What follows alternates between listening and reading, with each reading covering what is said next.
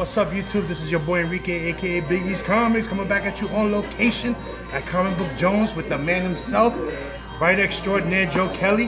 Thank you for giving me the pleasure to do this. You know, you're one of my stars. You know, like for us, the writers and the artists are.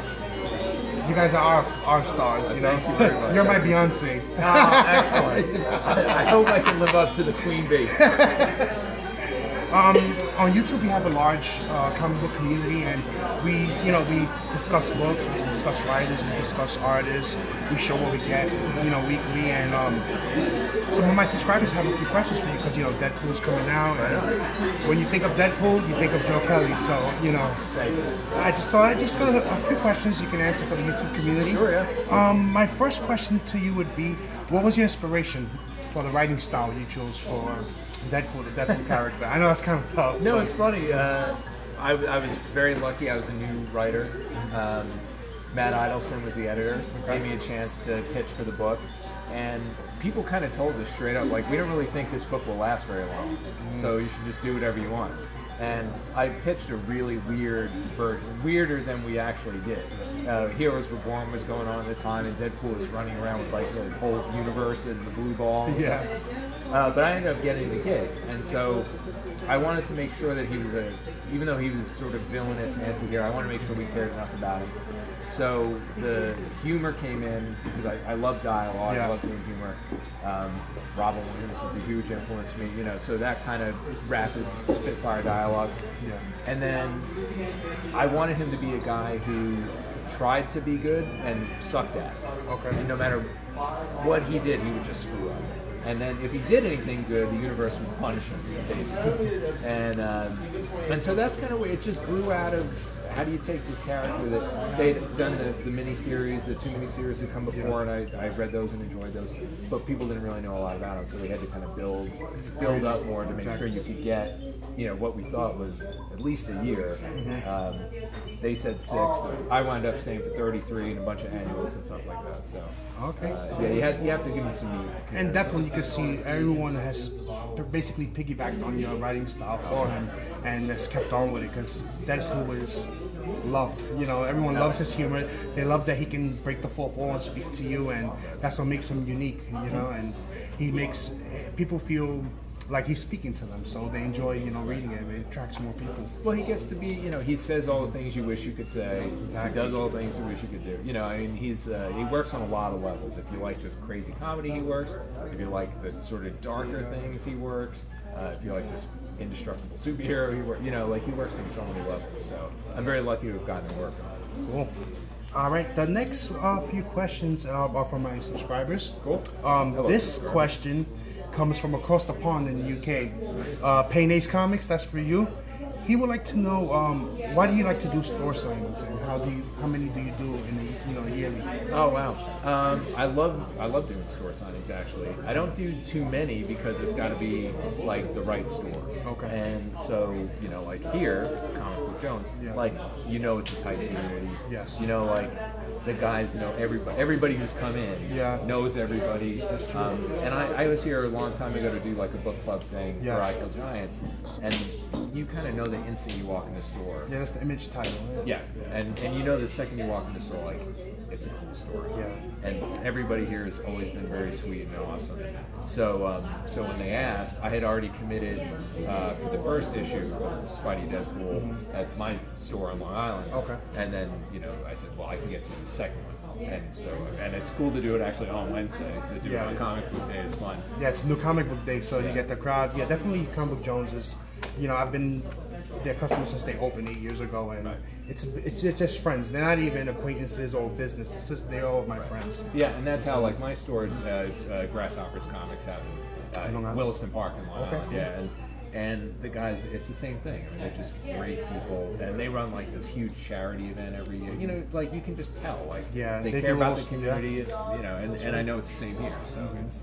So I don't do too many, but I love doing them, and you also get to talk to people. At a con, it's super loud and crazy, and it's a little challenging. But thousands of people. Yeah. But well, if you're lucky, sometimes you sit next to the guy who gets thousands of people, and you're just like, well, I'll sit there. All right. My third question is from Gutter Loss. He wants to know what literary influences inspired you to become a writer. Wow, that's a good question. So, all right, I'll give you my headiest answer would be Kafka. Okay. I really liked, I found Metamorphosis and Kafka's writings at the right time in college. It kind of stuck in my brain. Okay. Prior to that, literary influences. It could be anything. He says whether it be comic book, anything that influenced. Sure, yeah. Well, I mean, heavily influenced by cartoons. I mean, a lot of obviously the pop culture stuff that we all kind of ingested. Exactly. But Stephen King, huge influence, obviously. The Dark Tower series was very big for me, and just all his horror books and all that kind of stuff. Who else? There's so many good books. Yeah. That over the course of time. In comics, I'm really influenced by Urasawa. Okay. Monster, 20th Century Boys, Pluto. Those are amazing mangas. And then the sort of godfather of manga, Osamu Tezuka. Okay. His career is the career that I think for me personally, any comic creator would want. He did kid stuff. He created Astro Boy, and then he also did really adult stuff. And you really couldn't pigeonhole him, And he went to med school. He was going to be a doctor and then quit and started drawing manga. That's the kind of stuff that from a career point of view, that's what I want. I like doing kid stuff. I love what we do with Man of Action, but I also like doing really weird adult books, and I jump all around. So I'm sure that there are other better literary references. I could sound smarter, but I can't think of them right now. It's all right. People, when you sound average, they connect with you, so they love that the best. I excel at sounding average. I'm very good at that. All right, and the last question is from a fellow Long Islander. Right. Chris from We Love Comics wants to know, what are your next writing plans? If you have any kind of sneak previews that you can give us and give to the community.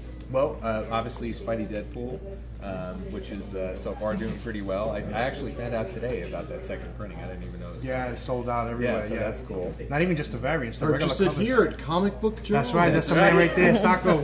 That's how I found out.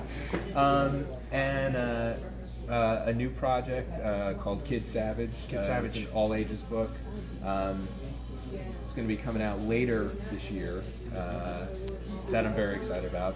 Artist, his name is Ilya. That's his pen name. He's a British cartoonist. Okay. Very fun book. Really excited about that. And then Man of Action, we're doing a ton of animation. And that's from Image also as well? Or? Yeah. Okay. Nice. And then we're doing, what are we doing? We're working on a Mega Man series. We're working on Ben 10. We got a lot of stuff going on. Nice. So. Looking forward to seeing all that. Yeah. Yeah, but Kid Savage, I think, is the one that, that book is actually done. Okay. It just hasn't come out yet. It'll be hasn't released yet. Yeah. It'll be later in the year. And then, Four Eyes we're doing right now, the second arc of Four Eyes. Okay. For me personally, very exciting. Yeah, that's your personal. Yeah, that's your baby. One of my babies. Yeah. All right. My long neglected baby, but it's back out. So. All right. So you know what? I appreciate this. Sure. Thank you for speaking to the YouTube community. Thank you, fans. Thank you, everyone. If you have any websites, anything that you want to tell the YouTube community, sure. They can follow because I'm gonna put them in the description below.